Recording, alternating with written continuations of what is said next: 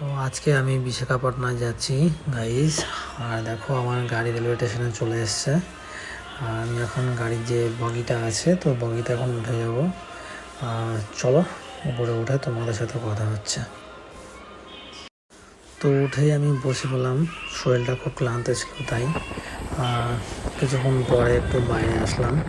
তো ভেতরে আমার খুব বেশি একটা ভালো লাগছিল না, তো খিদে পাচ্ছিল। তো এই যে ইডলি আর ধোসাটা এটা অর্ডার করলাম, তো দিয়ে গেল ক্যান্টিনের লোকে। তো এটা এখন বার করে খাবো। আর দেখো দুটো মশলা ধোসা দিয়েছে আর হচ্ছে একটু সবজি দিয়েছে। তো এটাই এখন খাওয়া দাওয়া করে নিই। তো এরপরে তোমাদের সাথে আবার দেখা হচ্ছে আমার।